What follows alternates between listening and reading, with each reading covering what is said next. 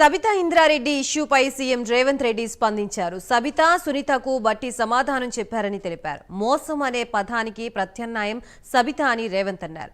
2018లో నర్సాపూర్లో ప్రచారానికి వెళితే తనపై 2 కేసులు నమోదయ్యాయని గుర్తు చేశారు. ఆ కేసుల్లో ఇప్పటికీ కోర్టుల చుట్టూ తిరుగుతున్నానన్నారు. తాను ఎవరికి పేర్లు ప్రస్తావించలేదని, వాళ్లు ఎందుకు బాధపడ్డారో, ఎందుకు రియాక్ట్ అయ్యారో అని రేవంత్ అన్నారు.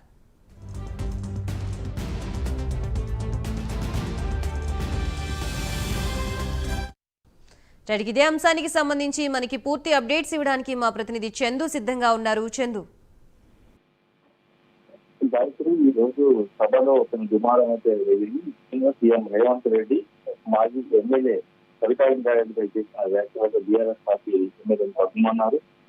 కూడా నిరసన మధ్య ఈ రోజు ప్రజా విమాన దిగ్గజ సభ ఆమోదం తెలిసిన తర్వాత విజయాంశంపై సీఎం రేవంత్ రెడ్డి డిశ్చార్జ్ చేశారు. మీడియాతో మోసం అనే పదానికి ప్రత్యామ్నాయ పదవి సబితా ఇంద్రారెడ్డి పదవిపై నాకు వ్యక్తిగతంగా పంచాయతీ ఏముంటుంది, నన్ను కాంగ్రెస్ లోకి రమ్మని ఆహ్వానించిన వారు సబితా ఇంద్రారెడ్డి తర్వాత ఆమె ఎలా టీఆర్ఎస్ లోకి వెళ్ళింది, ఇది నామినేషన్ వేసే సమయానికి ఆమె టీఆర్ఎస్ లోకి వెళ్ళింది అంటే కూడా ఆయన మాట్లాడారు. అదేవిధంగా ఇంకా రత్నారెడ్డి నర్సాపూర్ ఎమ్మెల్యే ఇంకా రత్నారెడ్డి కూడా గతంలో కాంగ్రెస్ పార్టీలో ఉన్నప్పుడు ఆమె ప్రచారానికి తాను వెళ్ళానని, ఆ సమయంలోనే బీఆర్ఎస్ ప్రభుత్వం 2 కేసులు కూడా తనపై నమోదు చేసిందని, ఆ తర్వాత ఇప్పుడు ఆమె పార్టీ మారింది, బీఆర్ఎస్ లోకి వెళ్ళింది, మహిళా కమిషన్ చైర్మన్ పదవి, అదేవిధంగా ఎమ్మెల్యే అయినా కూడా తన పైన అంటే రేవంత్ రెడ్డి పైన కేసులు అలాగే ఉన్నాయని చెప్పి కూడా చెప్పుకొచ్చారు.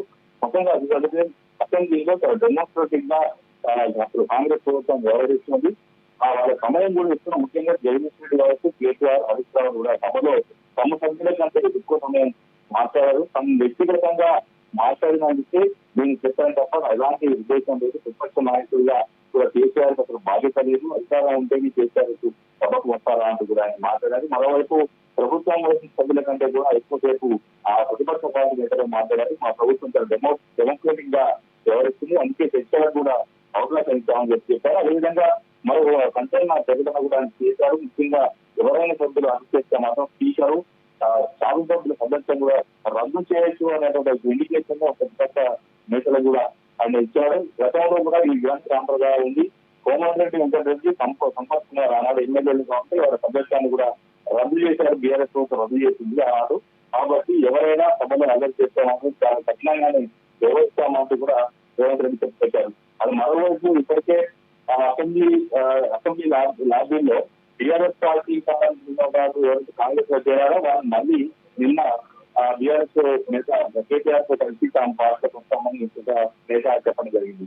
ఈ రోజు ఆంధ్రప్రదేశ్ స్పందించిన రేవంత్ రెడ్డి నిన్న కూడా తాను బీఆర్ఎస్ పార్టీ ఎమ్మెల్యే 8 మంది వచ్చారు, వాళ్ళు నాతో టీ తాగిపోయారు, కానీ ఎవరినైనా కలుసుకోవడం మాట్లాడుకోవడం సహజమైన ప్రక్రియ అంటూ కూడా ఆయన చెప్పుకొచ్చారు. మొత్తంగా ఓవరాల్ గా ఈ రోజు చేసుకోవడం చూసినట్లయితే ఉదయం రేవంత్ రెడ్డి చాలా కీలకంగా అసెంబ్లీలో మాట్లాడారు. మాట్లాడుతున్న సమయంలోనే ఆయన ప్రభుత్వం ఉద్దేశించి కూడా కొన్ని వ్యాఖ్యలు చేశారు.